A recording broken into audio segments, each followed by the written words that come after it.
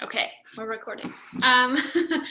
We're also doing it a little bit different than today. I had sort of accidentally missequenced when we do roundtable topics. So this one is a bit hanging, and I thought it might be nice because what we're really good is having roundtables and identifying all these things that we need to do to like look back on them and just like do more of a check-in. And we also aim to start these with like an intros if not everyone knows each other. And maybe a bullet point update. So because we don't actually have a topic, I thought maybe let's do that and then kind of look at the to-dos, and I pulled them out into the Google Doc where we're keeping our roundtable notes. So I'll just sort of identify people in order, and if you just maybe want to give an introduction and maybe like a one sentence why you're on the call. So I see Kevin and then Ray, and I'll do myself at the end. Okay. Hi, I'm Kevin. I'm calling from San Diego. I've been working actually more on the web monitoring project, and I'm also newly on the steering committee the last couple months. But I'm on the call because I'm super interested in the Data Together platform and all the different partners working on Data Together, and I just want to learn more about it. Hi, I'm Ray, calling from Brooklyn. I also work on the web monitoring project as a software product manager, but I got my start with Archivers and Data Together, so I definitely like to keep that participation when possible. That's about it. I see Brendan and then Ethan. Hey, what's up? I'm Brendan. I work on Archivers and Data Together stuff. I'm here because you're all wonderful. I have no updates. I mean, I'm sure I do, whatever. Hi, I'm Eben. I'm an environmental scientist in Boston. I'm at work still. And I've been involved with Data Together and Archivers through MIT. And I'm like a bug finder, beta tester of Query, I guess, too, for Brendan. So, yeah. I see Michelle, then Rico. Hi, I'm Michelle Browse. I'm calling in from San Francisco. I'm an employee of Protocol Labs. You know, we sort of put out IPFS into the world, which Data Together largely leverages. I'm sort of here to help sort of navigate the product side and think about ongoing requirements for data Together tools going forward. I'm excited to join for the first time. Yay. Welcome. So my name is Rico. I work quite literally with and next to Brendan at Query. I've been with him since August, and my sort of goal and role is to make sure that Query is being as useful as it can be to the Data Together movement group. And so being an extra set of eyes, ears, and hands for Brendan is kind of my main goal. Awesome, and I'm Dawn in Toronto, and I got involved with Data Together through Edgy, and right now I feel like I show up to things and try not to fall over. That is my goal for today. I'm really busy with other stuff. That's the story. So I'm trying to keep up, and you all are amazing. Yeah, so maybe it seemed like there weren't too many other things that people wanted to surface. But we'll leave some time at the end if there's some other things to bring up. So yeah, I pulled out in the Google Doc all of the roundtable conversations we have had so far and what we said the next steps were. And I thought, why don't we just sort of go through those in order? And I think almost everyone who led a call is on this call. And so I'm just gonna hand it to those people and see if they have any thoughts. And then if we want to ask any questions or check in and see how to move it forward, in part because I think we very optimistically, or like strategically, but maybe this was a bad strategy, tied a lot of deadlines to the next coordinating call, which is coming up on April 30th. So that's in 3 weeks. So this is still enough time to get stuff done. So like, yeah, woo. The first one is Brendan, and we had a roundtable about licensing Data Together libraries. Yeah, I think the big update on that was I found this other, so just a quick synopsis of what we've been looking at. We've been doing libraries versus services or libraries. we're really big on the copyleft licensing, and so we want to make sure that we have that wherever possible. But we're getting a little bit of tension when it comes to libraries because we've had a few people from the community ask for a more liberal, not liberal, more centrist, less declarative license that lets you do more things with it. And so the MIT license was sort of requested, but we've been looking for a nice compromise. I found this other GPL-oriented license that said that if you import the package, it's not too bad. And then Don, you had a kind of a bit of a follow-up on that, saying that there were some questions about that in the community. I should look up the issue itself, but well, it was the LGPL, so the lesser GPL. The lesser GPL has proven to be a controversial license, and I think actually Matt Kelly also chimed in, saying similar things. Interesting. So then my status report is I have made no progress. The only thing that I thought was remotely worth talking about is not worth talking about. So let's, but we should try and make a pick on that. Maybe I can tack on to the end of a call, maybe next week or the week after. Well, I think one thing we had suggested too, sorry, I just sort of talked over. This is phenomenal. I was pinging Matt Price to be like, Matt, your classes are over, come to the call. We had said, and Brendan, you prepared the license sort of mini SWOT analysis. It wasn't like as full, it was SWOT-ish. Definitely very, very mini. Yeah, and we kind of wanted to like use that to sort of help us make a decision, but we were sort of waiting for a decision. Like we were waiting to sort of have formalized how we felt comfortable making decisions and what partners needed to be involved. Was that accurate? Or so it seems like for timing, like is there further consultation? Do you want another set of eyes at stuff? Like it seems like, do we want to have that conversation, like you said, at the roundtable? If I'm being completely honest, I don't think it's that important a decision that the roundtable, like it needs to be this big partner level thing, because they're packages, they're not the services. To me, it's like not really, I feel like it's been a healthy exercise for us to work through, but I don't know if it's sort of like, I'm ready to make a call on it. If everyone wanted to jump in that was currently here, I don't feel like it needs to be this big party, like, because it's a reference implementation. It's not even like the canonical, I don't know. That's my 2 cents, but I'd like to save as much time as possible at that meeting for big higher level conversations. Okay, yeah. My only concern is that we typically don't have a decision-making mechanism right now. So I'm not sure how we would make that decision. Touche. Yeah. Okay. Then maybe we just wait. Okay, but that's good to know that it's sort of, you're seeing this as being minimal, maybe something that we don't even have to have a further conversation with at the call, but we would prime people that they're in the period where you need to add thoughts to that thread. You have the SWOT analysis to refer to. Does that feel accurate? Yeah. The only reason that we might want to expedite it is we are getting contributors to all of those packages that are just coming out of nowhere. And so it's been really cool, but I'm also like, there's a couple of people that have, it'd just be great if we had a clear licensing story so that there wasn't any like, hey, I contributed to this and then you changed the license. But that's not really the end of the world.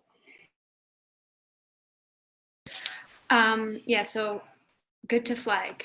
I think we should maybe circle back on that because I think some of the decision-making stuff comes up a little bit later. The next one was actually Matt Price. Thank you for joining us. This is perfect timing. Can I put you on the spot immediately? The next roundtable we had, and I'll also drop it in the chat, was I could give the update too. I'm just feeling like I'm rambling today because I'm so out of it that you don't need my long-winded explanations. Both Matt P and I were looking at, we've identified all these open questions around distributed web, and so we had a roundtable around that, and a couple action items came out of it, and we've done some work on it. So we kind of had set a deadline of saying, hey, we're going to reconvene at this coordinating call. Classic us. So I don't know, Matt, if you want to say like where we're at, the next few bits, and like are there things we can do in the interim? I'm sorry, I was in a grading haze, and that's why I'm late. I just fucked up. So what I remember, Don, this is like in the ancient past now. It's like 2 weeks, a week and a half ago or something. We wrote up like a kind of framework doc that had a few readings in it, where we thought we could meet once monthly and try to keep the reading commitments really low so that we could actually do something, since basically it's hard to imagine us doing a whole lot. So that's what I remember. Didn't we also, did we not publicize that document, Don? Yeah, we dropped it places. Did anyone take a look at it? Do they have questions? I mean, the one thing I would add to that is, like, in classic, like, let's make more work for ourselves style, I was like, hey, is there an alignment with the IPFS community research side? And I don't know the answer to that, but I'm thinking that potentially, Michelle, you might know, to put you on the spot as well. Because how we're framing it was like exactly as Matt said, but it would definitely be a conversation that I think could be interesting to more people. Yeah, I'm happy to sort of loop in Evan on our team, who sort of runs the research side or the community research side. I can sort of ask him if maybe we can sort of have a broader conversation around this. Yeah, can we maybe share the doc we put together? Because I think we are coming at it as not. I don't know. I felt like we were coming at it from like a humanities and social scientists like angle, which maybe is a nice compliment, but I have a sense that maybe is also not how some of the other research at IPFS is like coming at it from. Yeah, let me show this to him, see what he thinks, if you don't mind if I share that, and we can get back to you on it. Most of the team is on an offsite right now this week, so maybe we can talk about this, and if not next week, the week after. Cool. Awesome. So yeah, that seems like something that we could kind of keep those things going before end of April, and so I just redropped it and I can share it in Slack afterwards. And we kind of maybe just thinking about a schedule, and if people have thoughts about whether a month or meeting monthly makes sense. This would be over the summer. We sort of sketched out 5 or 6 topics. Like, I think some of those really pragmatic questions or like, you know, sort of basic logistical things would need to be decided. Cool. Okay, just to kind of keep us motoring, if that's a good thing. We had using a RFC decision-making process roundtable, and Matt Zed led that. But actually that one's probably the easiest to talk about, because the outcome of that was that we then had another discussion at the last coordinating call. So really that's kind of like still in process, but I realized because that happened at a coordinating call, it's not on this list, and we should really check in on the outcome of that. And I think, Ray, you're involved in helping kind of move those steps along. So the outcome was that, you know, we're sort of still trying to understand the best way to make decisions and what number of people across the different partners need to be involved in decisions. And the kind of first thing that we have tried and would like to confirm our decision about soon is the language of mission and vision that we've been using. We sort of have these ones that were worked on together in the fall, but it felt like they never were able to land as fully accepted by all of us, because we didn't really have a way to say, okay, we've signed off on it. And Ray, and yeah, you and Matt Zed, and I'm forgetting who else, are kind of said they would handle that and then present a version for people to edit, and then we would accept at the upcoming call. Yes, I think Brendan might have volunteered. I can't remember 100%, but I did throw a doc together, just some raw material. I think, Don, you gave really good feedback to like scale it back. So I think that's a good idea. I haven't done a next iteration on that. I just sort of, but I can, now that the proposal is in, I can sort of rally the troops to do a quick pass, and I'll try to synthesize some of that material. I think some other newer material like sort of showed up too that I wasn't aware of that I still need to get my head wrapped around. But maybe I can do, because it shouldn't, both mission and values shouldn't be that long then, right? It should be fairly a simple, I mean, the mission statement should be short, but even the value section I think should be fairly concise. Yeah, and we already have a draft version of those in that are like, one is 2 sentences because we couldn't be succinct. Right. And then and I think that's the mission. And then the vision is like under a paragraph. So we have we have some text that is probably as long as it needs to be, but then we have all of this other text, which is us trying to talk about what we're doing.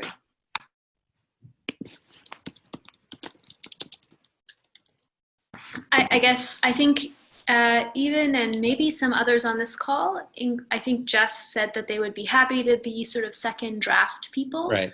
And do you have a sense on when that might happen? So what we should probably do is pick, do you want to, well, I was going to say, maybe we should pick a date, like a Monday meeting where we show it. Did you want that second review to happen before or after that? Before or after what? So like, you know, deadlines I think help. So if we pick a future roundtable to review it, or maybe it's the bigger call coming at the end of the month, then, you know, we just need to sort of give, at least for myself, give myself a due date. But if we do if we that larger meeting, do we need the second round to happen before that is my question. I think ideally, but Yeah, I think Okay. this is I'm just pulling up the issue where we broke down the notes about it. So we said the requirements where we would use a collaborative writing process and a timeline of 6 weeks. So by the next coordinating meeting, we would present a draft that has been reviewed by the second wave of editors. So it would be adopted. Great, okay. Then the goal is to Okay. officially ratify it at July, August at our in-person meeting. So Let me try to then get something before the next Monday call. cool. And all the other people, I'm sorry for having forgotten, are listed who are interested in supporting editing. Okay, great. Cool.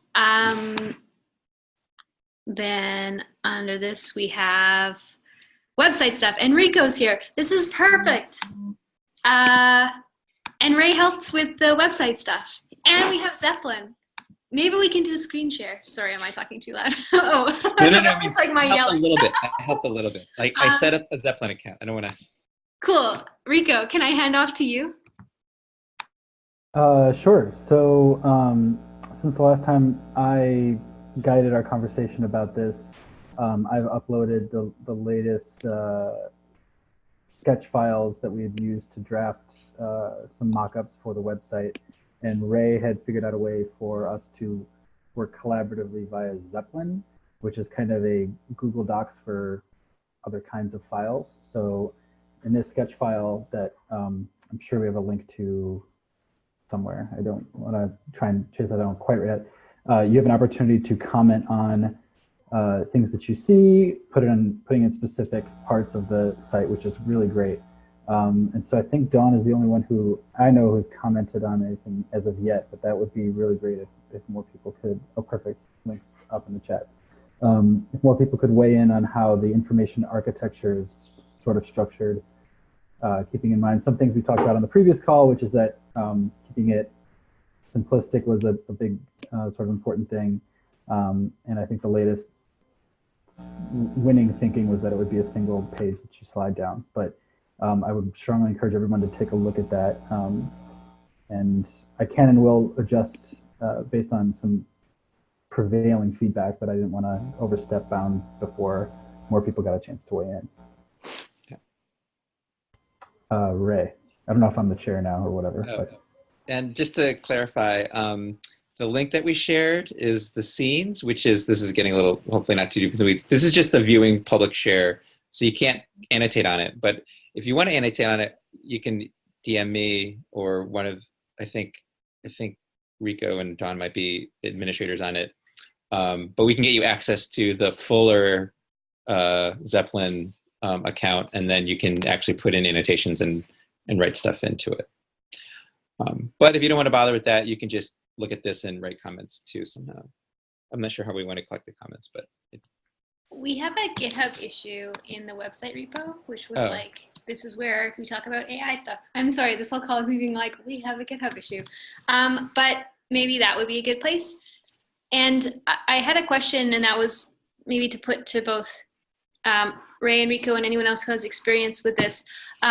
I was actually wondering the best way that we wanted to kind of maybe explicate or confirm what the actual section headers are. And I added an extra scene, which was thinking about things like what gets called like maybe like your global header or your global footer, just as like a way to understand like if we have secondary navigation where that's operating or something like that, if we're talking about being a single page. And I didn't know the right way to do it. So I went like classic like tree command style and pasted it in the GitHub issue of like my imaginings, but it might be better to work on not via something like I did in a GitHub issue comment. So just flagging that maybe we want to make another scene. I don't know what they're called. Panel thing that goes in Zeppelin that is its own thing, where we're actually like putting almost a sitemap up, but like it could be more of a section map, just understanding if it's a single page. But I think we just want to be really clear about what we see the sections are, because I think my pitch was that we could do with slightly less for the first pass. But anyway, I think it looks cool. I like the color scheme of Zeppelin as like an app, but also the color scheme on site anyway. Okay, I'll stop.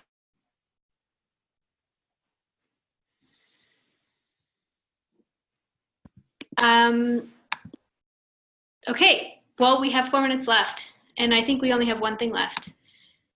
But so the last one was review our code of conduct to ensure it addresses online spaces.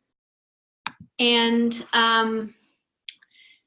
how, I guess, I led that conversation, and it was really trying to pick up on a thread that had been raised at our sprint back in August and probably back in July, which was we have taken on, well, we had sort of a war of the code of conducts, or we had multiple code of conducts, and they sort of addressed very discrepant things. And then in the lead up to the sprint in October, we decided to just go ahead with the one that's most similar to Edgy's, which is based on quite a few standard ones, but also in particular, Civic Tech Toronto uses it. And it kind of fit the fact that we were also having an in-person sprint, so it was like good timing. But we recognized that it didn't really adequately address sort of like operating as an online community. So that was I thought that was a really instructive and helpful roundtable, and I'm glad it was recorded because I want to go back and listen to it. Because basically it was like Matt Zed and Liz sort of like just dropping like wisdom about like their experience in online communities. And there was lots of feedback, and I think the only thing we had said, but it's not here because I didn't paste it in, sorry, was that we wanted to just bring a doc that was like an annotated version of our existing code of conduct, sort of pointing out the sections where we could improve it, and even maybe making suggested changes like style of those wording revisions based on that feedback. And I know even you said you were also interested in helping. And so I think that was another one where we said, hey, we could talk about this at the meeting in April, but it also could be something similar perhaps to licensing, where we give people a period of time to add comments, and then we can maybe approve it after then. But even, I don't know if you want to add anything. Yeah, that's what I remember us doing. I'm also going to be like in the middle of Arizona catching bugs during our coordinating call, so I won't be around at all, but I can be there beforehand and afterwards. So, yeah. Awesome. So it kind of feels like things are moving. Are there any big deadlines that maybe feel like we need to be more mindful of? Are there things that weren't surfaced that we should be collectively remembering we are intending to work on? Yeah, go, Brendan. And just a quick question, or not a quick note on the code of conduct thing. I had a very interesting conversation. I'm a member of the Open Source for Open Science. What is it? Yes, pardon me, I apologize. They're a wonderful little group that convened around the CSVConf. And they have some really interesting insights on code of conduct stuff too, specifically surrounding whether or not they're legally binding and having sort of legally reviewed code of conducts. Yeah, it was a really insightful conversation. I'm going to drop notes about that somewhere in an issue rather than take up too much time. But I just wanted to service that if somebody's having a code of conduct discussion to ping me, because I'd love to be a part of it. Normally I'll just be around, but yeah. That's great, thank you. So yeah, this is maybe something to flag, and just being mindful that we're kind of at time. The way we tracked the to-dos was I just edited the issue we were saying we had a roundtable topic in and threw them right at the top. And someone was asking at one point if we could close them, and I was like, I don't know, what are we doing here? We should let's let them linger for a while. Is this helpful to people to remember where we're putting stuff? Do we want to do better tracking? Because it's sort of like atomically an odd size. That doesn't maybe make sense, but I mean, those are just like to-dos of varying size that come out of a conversation that might not be the most conceptually appropriate way to be grouping things. Have people found that working, found that confusing? I find them really helpful.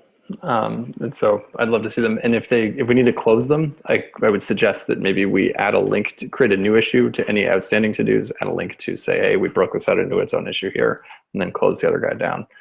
That way you don't have these lingering issues that stick along forever. But yeah, for me, I find having the GitHub issues makes it much easier to hang on to.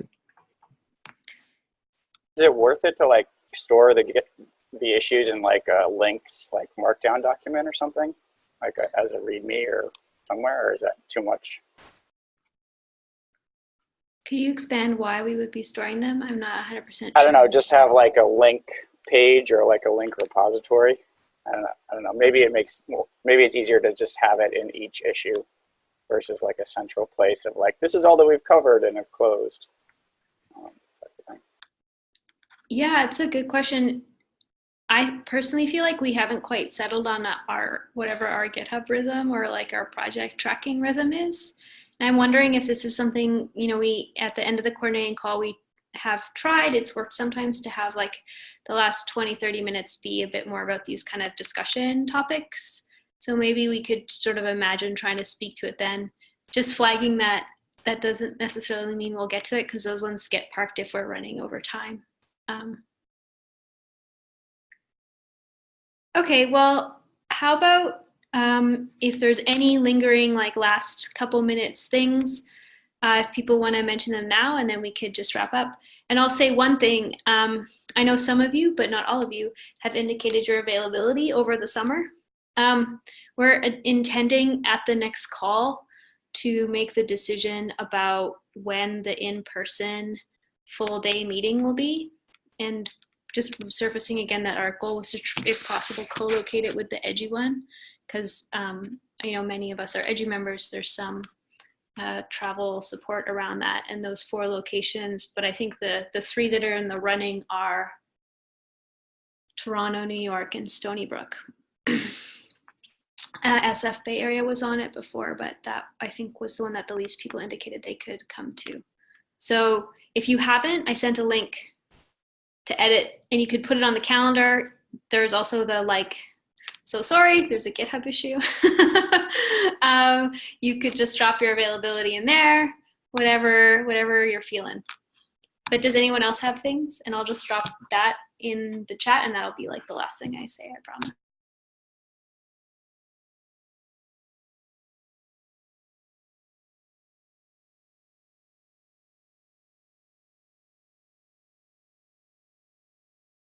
Another meeting down. We did it. I was muted. Awesome. Cool. So what's next week, so everyone can get pumped up? I wasn't sure if I could talk. No, it's Jess, and she's going to be talking about are we just data sets, or are we also web pages? Basically, like the crossover or possibilities around what we think of when we say data set archiving, and also coming from a web archiving background. Perfect. Cool. Yeah, I actually feel like we should reach out to web monitoring people, because this feels like the right first seed. Ray, can you wrangle more? And Kevin. Yes, we can do that. Awesome. All right. So with that, sound good? So good to see all of you. Nice to see y'all. Sorry I was late.